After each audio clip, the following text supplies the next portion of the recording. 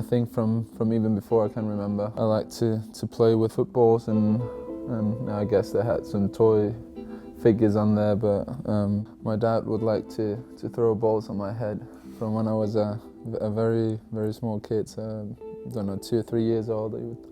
He would throw balls for me to head. I was begging my dad to allow me to play in a team when I was about 4. And you've got 2 sisters as well, Anna and Marie. How close a family unit are you, and how much has that had an influence on your career?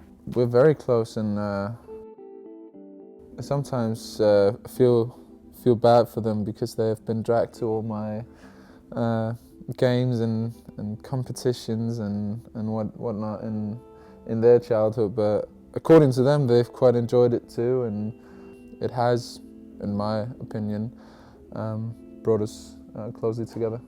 And to be honest, I only had football on my mind, and music wasn't that big of an interest for me, and I quite regret it now. I would love to play an instrument or be able to sing like my sisters are. My parents both classical musicians. I listen to that just as well as I listen to pop and rock. We spoke about, in terms of you growing up, it was Copenhagen. You joined Brøndby initially and then moved over to Germany at 17. Yeah. How difficult a move was that? Because, like you say, you're so close to your family, and how much did it help you mature quite quickly? I mean, it was tough leaving girlfriend, friends, family at the age of 17 and being on my own. I'd been living a very protective life before that. I went from a youth dressing room in Denmark to a senior. No, not a senior. You don't say senior over here. To a pro, to a first team, in the Bundesliga with a lot of big characters, big egos, and that was quite a challenge to begin with, and it toughened me up. And in some ways, and in other ways, we're taken very good care of, and normal everyday stuff I'm not very good at because we get all the help we need. So yeah. In some ways it matured me, and in some ways I think my friends are further than me. I loved playing in Germany, and I loved every club I was a part of. I think they all had their own special feeling. Going to Werder Bremen and Mönchengladbach, which are very big teams also in the history of the Bundesliga. So I've had like a little bit of everything, and it's a great place to be, and I was very happy for the 8 years I was there, but at the end I thought it was time to try something new, and Premier League had always been a big dream of mine. Here you have a lot of smaller towns, and you have Southampton, and you have Southampton Football Club, and it really means a lot to the people, and it was the same at Werder Bremen, and I really enjoyed that. I think that makes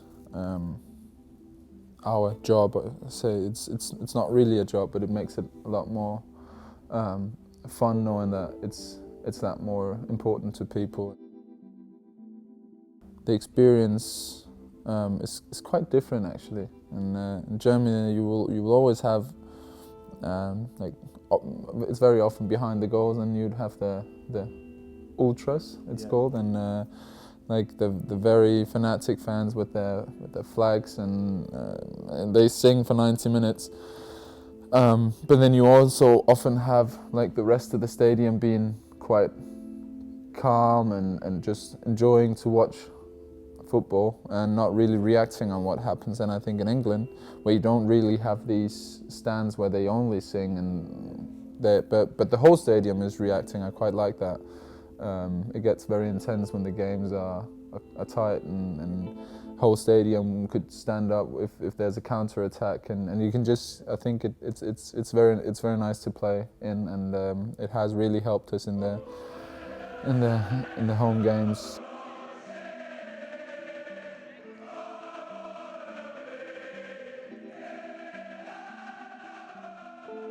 Talking of excitement, you came up against Ralph in the Bundesliga quite a few times. Didn't manage to beat him, but what's it been like working under him so far? It's been great. I've enjoyed it. I think we've progressed as a team and individually. I think we're very much aware of of the tasks. I think it's very tough to play against us because we're always aware, we have been aware at least in most of the situations what we have to do.